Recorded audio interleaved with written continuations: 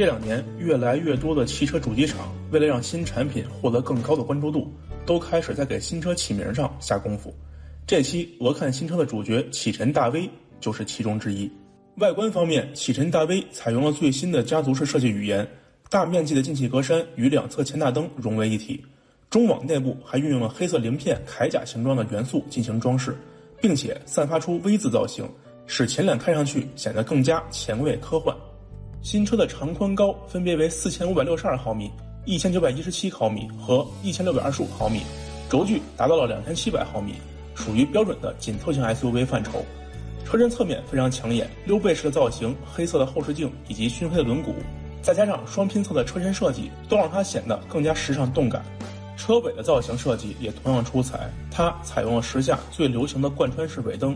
狭长的灯组造型无疑是拉宽了整车的视觉效果。尾灯上方还镶嵌了品牌的英文标识，再配合上车顶上的后扰流板和倒三角形的高倍刹车灯，进一步提升了整车的档次。启辰大 V 的内饰同样让人眼前一亮，整体呈现出环抱式座舱的理念，并且还使用了双联屏的设计。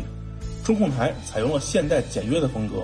不规则形状的方向盘加上金属拉丝装饰板的组合，倒是挺耐看的。此外，启辰大 V 并没有采用同级常见的全景天窗，而是换成了 1.7 平米的玻璃车顶，透光面积达到 1.16 米。玻璃本身采用 Low E 技术，在保证透光率的前提下，能隔绝 99.9% 以上的紫外线，即使阳光直射也不会有焦灼感。动力方面，启辰大 V 全系搭载 1.5T 4缸涡轮增压发动机，最大功率190马力，峰值扭矩260牛米，匹配一台7速双离合变速箱。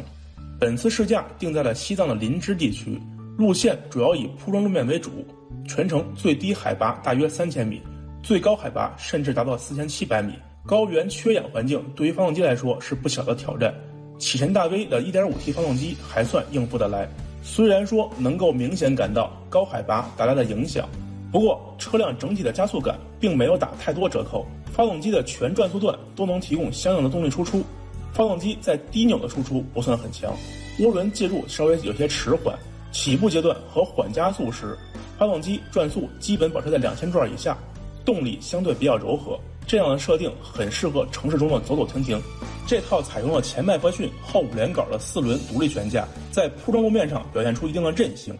不同于以往日系车偏向舒适的调教风格，启辰大 V 更像是一辆欧系车，底盘整体表现略带紧致，但是又不是一味的生硬，而是在保证舒适性的前提下略带韧性。此外，由于试驾的车辆还处于试装车的调试阶段，这台7速双离合变速箱与发动机的匹配做得并不理想，起步阶段会有轻微抖动，而且持续时间较长。在高速行驶深踩油门踏板时，变速箱降档之后，转速拉高的同时，动力并没有及时的衔接上，发动机会出现短暂的空转，对于高速超车时会有一定的影响。作为一款为年轻人打造的 SUV， 东风日产启辰大 V 确实有很多讨好年轻人的亮点。整车的设计带来不错的第一感官，时尚、个性、年轻、运动等等标签展现得很到位。车辆的配置和动力等硬件方面也符合这个级别该有的水准。